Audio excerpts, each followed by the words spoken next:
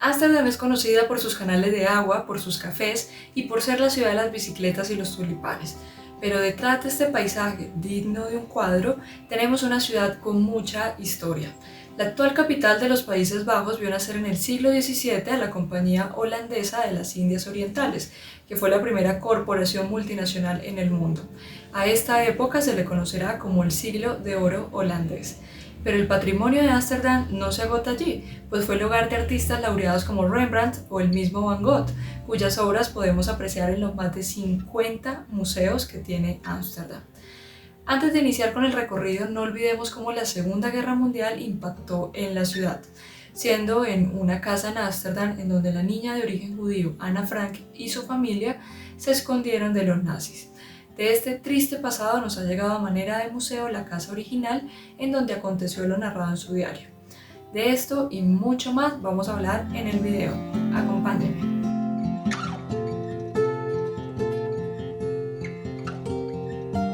Los Países Bajos han sido el campo de batalla, el cruce de caminos, el mercado y el microcosmos de medio continente europeo. Gracias en parte a su estratégica posición entre el Mar del Norte y el delta de tres ríos, el Rin, el Mosa y el Escalda. Ámsterdam es la capital oficial de los Países Bajos, aunque es La Haya la sede de gobierno y el lugar de residencia de la familia real. Hacia el año 1200, Ámsterdam era un pequeño puesto comercial a orillas del río Amstel, de allí su nombre. La agricultura era complicada en las marismas y con el mar a las puertas, los primeros residentes se dedicaron a la pesca. Pero fue el comercio el que floreció. Los astutos bucaneros de Ámsterdam navegaron hasta el Báltico con sus bodegas llenas de tela y sal para cambiarlas por grano y madera. Con el paso del tiempo, la pequeña ciudad se dio a conocer hasta que para finales del siglo XIV, la mayoría de los barcos que navegaban hacia y desde el Báltico tenían su base en Ámsterdam. En aquella época la ciudad no estaba sujeta a las estructuras de otras sociedades europeas, sin tradición de relaciones feudales sancionadas por la Iglesia, sin distinción entre nobleza y siervos y sin apenas impuestos, arraigó una sociedad de individualismo y capitalismo floreciente. Nace la idea moderna de Ámsterdam. En el siglo XVI la reforma protestante impactará a Ámsterdam, pues la reforma no fue solo una cuestión de religión, sino también una clásica lucha de poder entre el nuevo dinero de una clase emergente de comerciantes y artesanos y el viejo dinero del orden aristocrático y terrateniente, sancionado por la Iglesia católica establecida. El protestantismo que se impuso en los Países Bajos fue su corriente más radical y moralista, conocida como calvinismo. Los ascéticos calvinistas defendían la toma de decisiones a nivel local y despreciaban la jerarquía vertical de la Iglesia Católica. En ese momento, los Países Bajos eran gobernados por el rey católico de España, Felipe II. El calvinismo fue clave en la lucha por la independencia, en la que las 7 provincias del norte, con la poderosa Ámsterdam de su lado, se aliaron para separarse del gobierno español. La lucha fue liderada por Guillermo de Orange. A día de hoy sigue siendo el indiscutible fundador y padre de los Países Bajos. Una vez establecida la República de los 7 Países Bajos Unidos en 1648, en Ámsterdam se adoptó el protestantismo como religión oficial y se prohibió el culto público del catolicismo. Para entender mejor esta parte de la historia hay que visitar el barrio Begijnhof. Tras pasar una de sus puertas de acceso, un patio de casas y jardines se abre ante ustedes. En su momento era un barrio escondido en un patio trasero en donde vivían las beguinas, una orden católica de mujeres solteras o viudas que llevaban una vida religiosa sin hacer votos monásticos, por lo que Begijnhof era una especie de convento. Una de las 2 iglesias escondidas en el patio, la Begijnhof Kapel, de 1671 era una capilla clandestina. De hecho, por toda Ámsterdam habían iglesias clandestinas en los lugares menos pensados, como en los áticos de las casas. Estas iglesias clandestinas existieron entre 1538 y 1853. Begijnhof no es un secreto hoy en día, pero de alguna manera sigue siendo un oasis de paz surrealista en medio de la ciudad. Actualmente la casa número 34 del barrio data alrededor del 1465, lo que la convierte en la casa de madera más antigua de los Países Bajos. En 1600 los barcos holandeses controlaban el comercio marítimo entre Inglaterra, Francia, España y el Báltico. Los holandeses empezaron a seguir las rutas comerciales que los portugueses ya habían trazado en Asia, aquellas que iban más allá de India y llegaban a la tierra de las especias, hoy conocidas como Indonesia. En 1602, los Estados Generales de los Países Bajos le conceden un monopolio comercial de 21 años a un grupo de comerciantes que tienen bien identificadas las rutas hacia Asia. Y así es que se crea la Compañía Holandesa de las Indias Orientales, conocida como BOC, es decir, durante los primeros años de colonización holandesa no son los Países Bajos como Estado quien coloniza, sino una compañía comercial. Esto era una gran innovación para la época, por eso es que se considera la BOC como la primera corporación multinacional en el mundo, con poderes cercanos a los de un gobierno, incluyendo la potestad de declarar la guerra, negociar tratados, acuñar moneda y establecer colonias. Con el paso del tiempo, los comerciantes holandeses se habían hecho globales, explorando los rincones más lejanos de la tierra, y a mediados del siglo XVII los holandeses tenían más barcos mercantes que Inglaterra y Francia juntas. La mitad de los barcos que navegaban entre Europa y Asia pertenecían a los holandeses, y los productos exóticos, café, té, especias, tabaco, algodón, seda y porcelana se convirtieron en sus mercancías. Así fue como Ámsterdam terminó siendo el hogar de la mayor industria naval de Europa y la ciudad brillaba de prosperidad e innovación. En 1651, Inglaterra promulgó la primera de varias leyes de navegación que supusieron una seria amenaza para el comercio holandés, lo que dio lugar a varias espinosas e inconclusas guerras en los mares. En 1664 los británicos arrebatan a los holandeses la colonia Nueva Holanda, incluida la capital de la provincia Nueva Ámsterdam, actual Nueva York. Luis XIV de Francia aprovechó la oportunidad para invadir los Países Bajos 2 décadas después, y el periodo de prosperidad conocido como el Siglo de Oro terminó. Aunque Ámsterdam apenas entró en decadencia o ruina, la asediada economía tardaría más de un siglo en recuperar toda su fuerza. De esta época dorada, Ámsterdam conserva varios patrimonios. El primero por mencionar ha de ser los canales. Resulta que Ámsterdam tiene más canales que Venecia. Lejos de ser simplemente decorativos o pintorescos o incluso vías navegables para el transporte, los canales resolvieron el problema esencial de Ámsterdam: mantener la tierra y el mar separados. La UNESCO declaró los canales de Ámsterdam como Patrimonio de la Humanidad. También del Siglo de Oro nos ha llegado el Palacio Real, que fue concebido originalmente como ayuntamiento de la ciudad. Su arquitecto, Jacob van Campen, no escatimó en gastos para mostrar la riqueza de Ámsterdam de una forma que rivalizara con los edificios europeos más grandiosos de la época. Es una de las residencias oficiales del actual rey de los Países Bajos, Guillermo Alejandro. Si el rey no está en Ámsterdam, los visitantes tienen la oportunidad de entrar y pasear por el monumental edificio. De su interior destaca la Sala de los Ciudadanos, que fue concebida como un esquema del mundo con Ámsterdam en su centro, una lógica visible en los mapas incrustados del suelo. En 1808, en el marco de las invasiones napoleónicas, el edificio se convirtió en el palacio de Luis Bonaparte, el hermano de Napoleón, quien dejó unas 1000 piezas de mobiliario y obras de arte decorativas. Gracias a ello, el palacio cuenta con una de las mayores colecciones de mobiliario y arte original de finales del siglo XVIII. Comentaba que el arquitecto del palacio fue Jacob van Campen, quien hace parte de la escuela de clasicismo holandés. Otros nombres notables de dicha escuela es el de los hermanos Philip y Justus Bierbohm, quienes junto a van Campen decidieron ceñirse al diseño clásico griego y romano. Influidos por los arquitectos italianos, los holandeses hicieron que las fachadas parecieran templos y las pilastras columnas. Sigamos con la Curva de Oro, la franja inmobiliaria más ostentosa de Ámsterdam.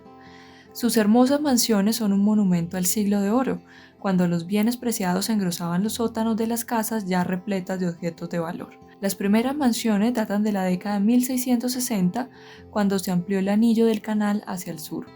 Una de estas casas es la de la familia Van Loo, familia fundadora de la compañía holandesa. La casa fue construida en 1672, aunque primero fue el hogar del aclamado pintor Ferdinand Bol, A finales del siglo XIX, los Van Loo se mudaron y han vivido aquí desde entonces. Actualmente es un museo que muestra de gran manera cómo vivían los más adinerados de Ámsterdam en el siglo XIX.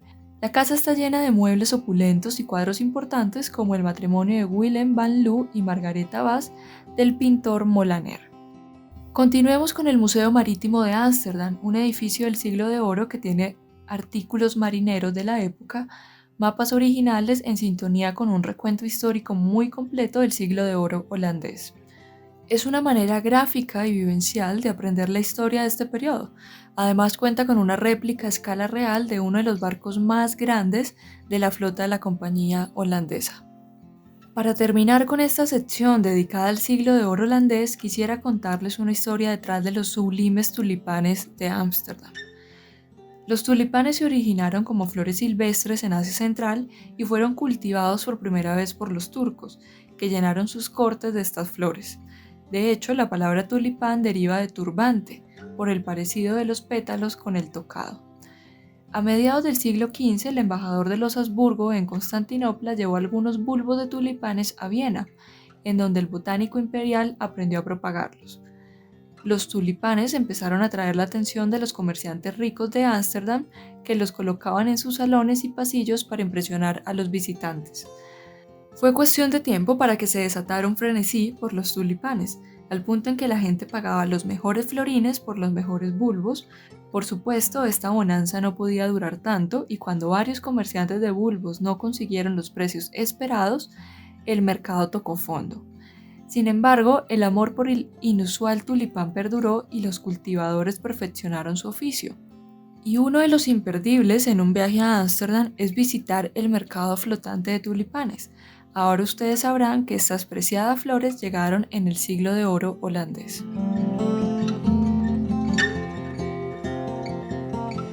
Los museos de Ámsterdam atraen a millones de visitantes cada año, y no es de extrañar dado que coleccionan obras maestras de pintores propiamente holandeses como Rembrandt, Frans Hals y Vermeer, pero también cuentan con muchas obras que fueron adquiridas con la riqueza que dejó el siglo de oro. El mejor lugar para empezar con este recorrido es el Museo Nacional Rijksmuseum.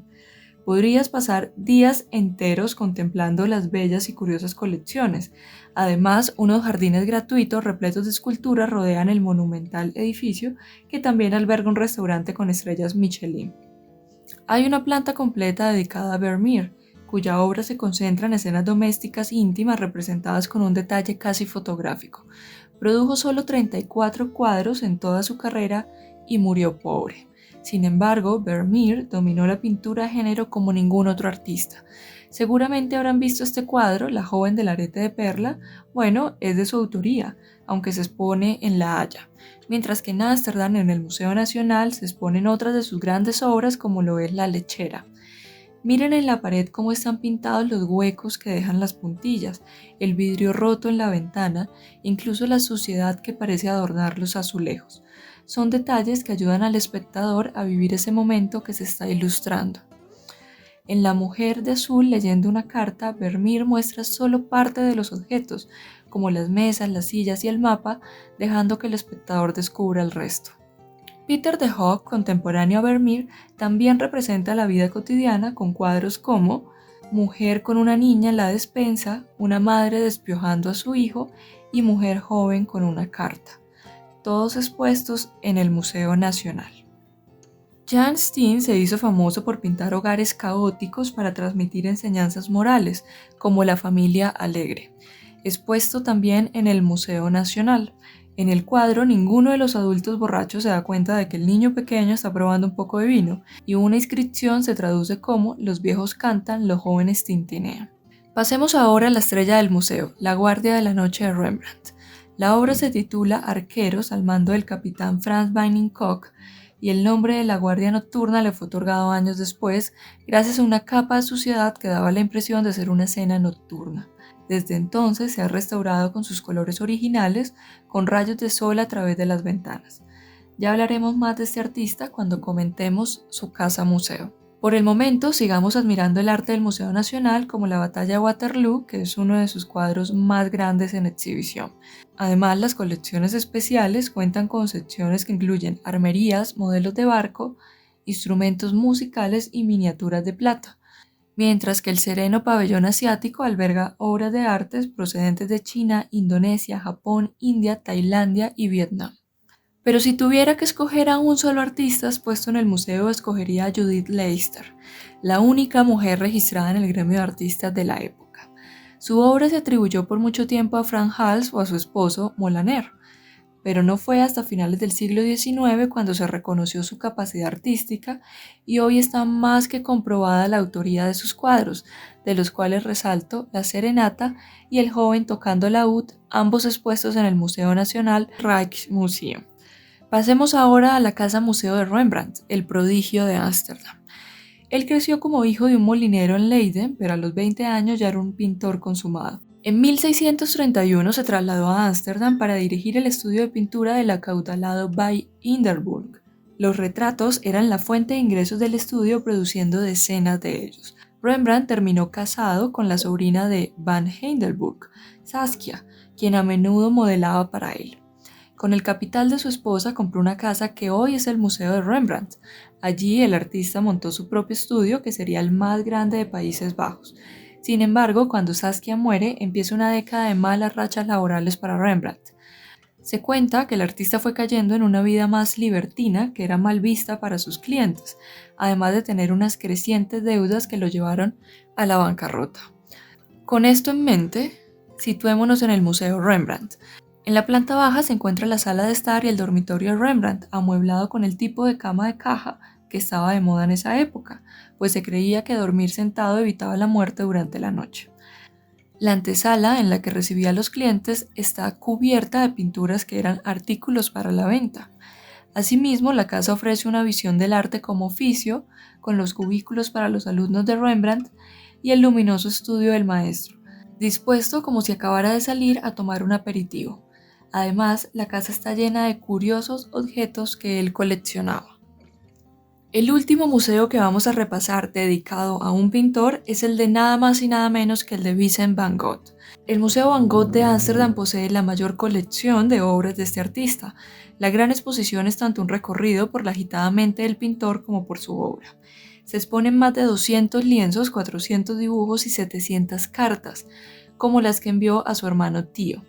El museo por lo general muestra los cuadros cronológicamente, por lo que es fascinante ver la evolución de Van Gogh, desde sus primeras representaciones de los campesinos holandeses hasta sus arremolinados paisajes franceses. Los convulsos dibujos y furiosos colores de Van Gogh pertenecen a un mundo propio y aún desafían una cómoda categorización. Para algunos es un impresionista, para otros un postimpresionista, y hay quienes afirman que fue un precursor del expresionismo. Sin ánimo de caer en academicismos, lo importante al comprender a Van Gogh es que mientras los maestros holandeses eran reconocidos por sus pinturas realistas, oscuras y melancólicas de grandes gentes, Van Gogh pintaba lo que veía, desde paisajes cotidianos hasta campesinos con colores que reflejaban su propio estado de ánimo. Tras cortarse un pedazo de oreja durante un episodio mental, en 1889 Van Gogh ingresa voluntariamente en un manicomio en Saint-Rémy-de-la-Provence, donde pintó prolíficamente durante su confinamiento de un año, incluyendo obras maestras como Iris y Noche Estrellada. Sin embargo, un año después se suicida. En sus autorretratos parece mucho más viejo de lo que era, pues solo tenía 37 años cuando murió. El talento de Van Gogh empezaría a ser ampliamente reconocido en menos de una década después de su muerte, y a principios de los años 50 se había convertido en un nombre familiar en el arte. Hoy en día, Van Gogh es una de las figuras más importantes en la historia del arte y su técnica y visión siguen influyendo a muchos artistas alrededor del mundo.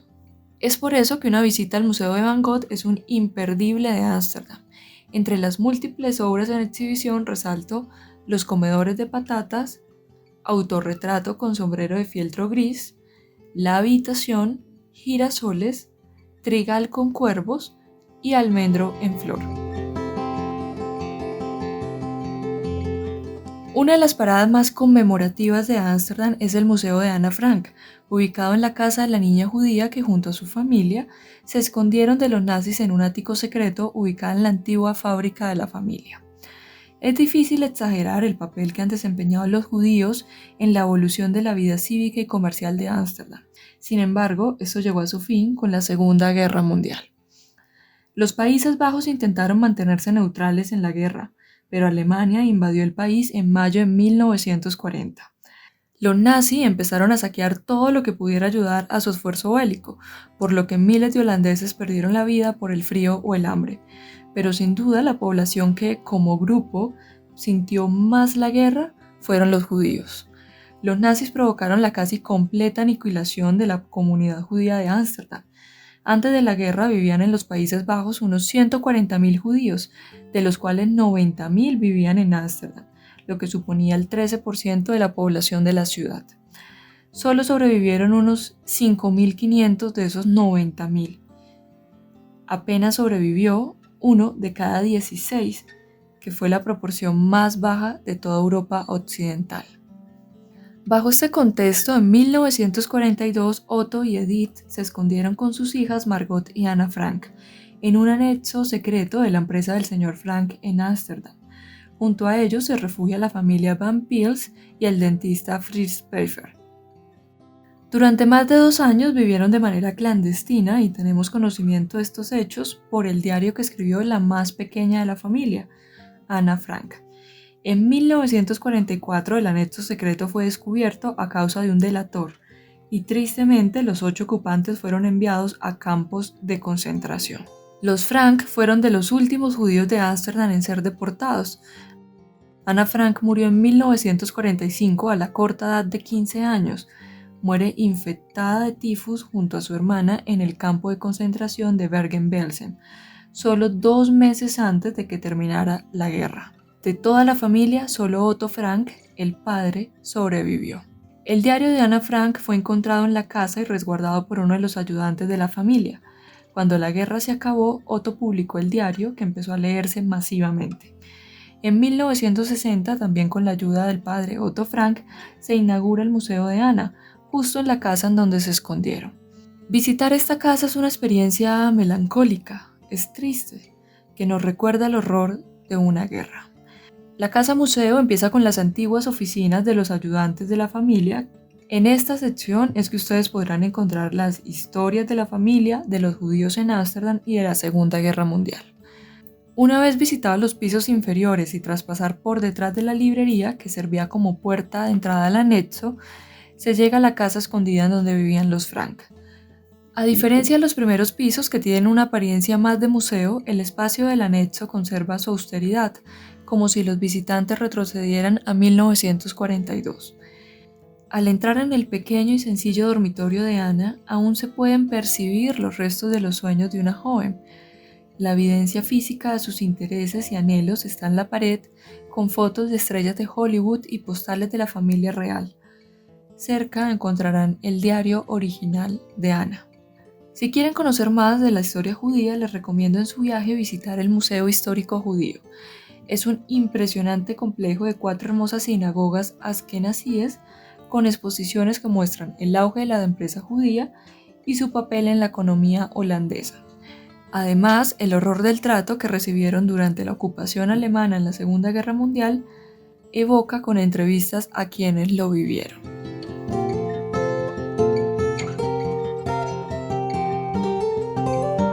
Terminamos el recorrido por Ámsterdam reconociendo que es una ciudad que tiene mucha historia por contar, más de la que parece, ¿no? Allí podemos conocer el lujo que adornó a Ámsterdam durante el Siglo de Oro o por ser el hogar de grandes pintores, pero también por contar con un lamentable pasado en la Segunda Guerra Mundial. Con todo, les hago una invitación a conocerla y experimentarla como un viajero cultural. Recuerda que Paideia es una agencia de viajes culturales especializada en conectar a los viajeros con la cultura e historia del mundo. Para conocer los itinerarios de nuestros viajes culturales, visita la página web, así como nuestras redes sociales en donde publicamos contenido cultural todos los días. Suscríbete al canal y coméntanos, ¿te gustaría viajar a esta parte del mundo? Los leo en comentarios y hasta un próximo destino.